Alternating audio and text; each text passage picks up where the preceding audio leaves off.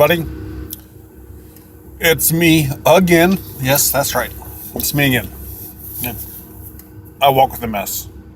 Yes. All right. For my MS warriors out there, and for everybody else who, for some reason, wants to listen to me, thank you. I'm not saying don't listen to me, but do your thing. There's something that I've been thinking about this morning while I was taking a shower and all this stuff. Get your minds out the gutter. People tend to shy away from things. Like when they read something, if they read something that and they don't quite understand the first couple of words, they're like, I don't know. And it seems like, at least for me, I don't know about you guys, but for human nature to just turn off to it.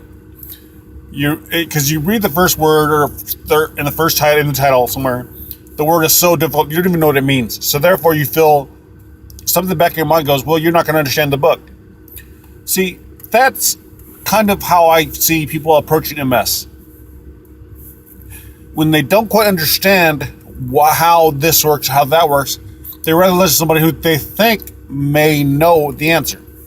So you're listening to somebody in a white coat, a doctor white coat, whatever, in a medical professional, which is good. They're good people.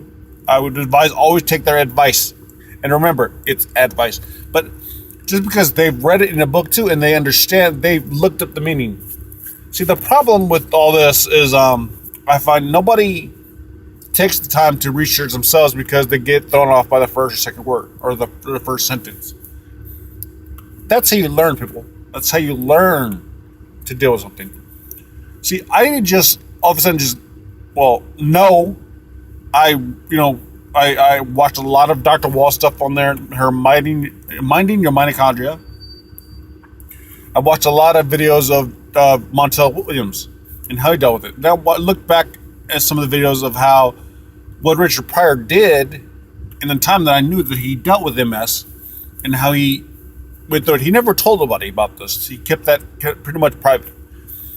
So I kept watching different things and I kept listening to people. And I watched stuff from Tony Robbins. I watched different things to see how people break through negativity. So I took all that and I put that into my own understanding. And this while I was in hospice, people. I was in hospice. I was in a wheelchair. People would have to help me out of the bed and help me into the wheelchair, and I can roll myself around. And then they have to watch me eat, and then help me take a shower.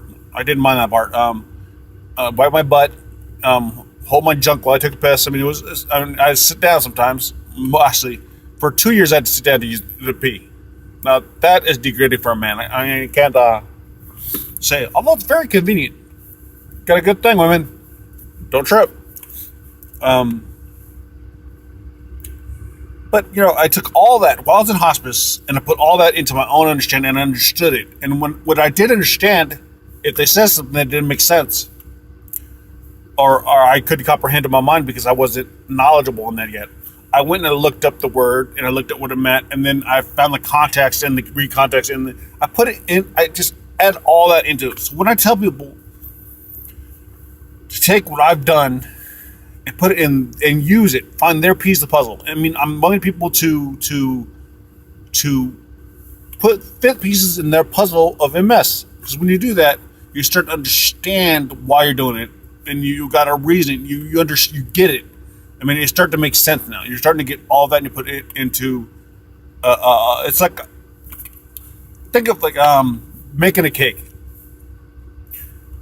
You might not know why you need yeast. You might not know why you need to put in this at this time and this time and this time. Well, try once, spending your money, buying a bunch of ingredients and do it your way instead of the directions and see if it comes out the same way. And when it fails, then you get all mad. Why is it failing? Then you have to go back, buy it again, and do it the way the directions say, and it comes out right. You see what I'm saying? It's like once you figure out why they do that, it makes sense, and then you'll never go off of that. I figured out what works in my puzzle, how I should work MS, not let MS work me. And once I figured that out, it's moved on, and now it's been 7 years since I've been at a hospice, and I'm at the gym every day, looking good. Sorry, I look good. Sorry, okay, what y'all think? I look good, and I'm getting even better. I feel great. I feel like $1,000,000. I was on 27 different medications. I'm on one now because I choose B. I didn't even have to take it. They advised me to take it. So you know what? I'm gonna take that advice. I'm gonna take that because I feel right. I prayed on it, and that medication seems like something I need to take. It's Tecfidera. That's right. But I take my vitamins. I take vitamin D, vitamin like B complex, multivitamins, all that. I do that mostly because it's like I said, you want to support what works in your body, and then you want to throw out what doesn't work. So I'm weightlifting now. So I drink a lot of protein. I take a lot of vitamins to help my muscles grow. And see, I've learned with me and how my puzzle, what I've learned is I need to support what's helping my body. And I would imagine it would do the same for you. So when you read, like, you get Dr. Wall's book, like the Wall's Protocol, or anything from Montel, or even my book, if something doesn't make sense, look up, find out the context, find out why. Take what they've said and make it work for you.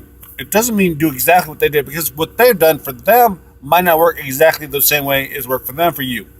It's never that way. We're different people. Everybody is different. So everybody's going to do things differently.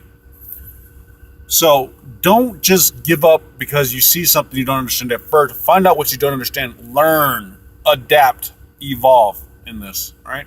That's what this is. If you've tried 300 things and 299 things don't work, that 300th thing I guarantee will work. Keep trying. Don't just give up. All right? So I saw that Jamie Lynn Sigel had MS for the last 15 years. She's 34 now, so she's had it pretty much half her life. About the same amount as I had. I've had it for 13 years. Be warriors for everybody.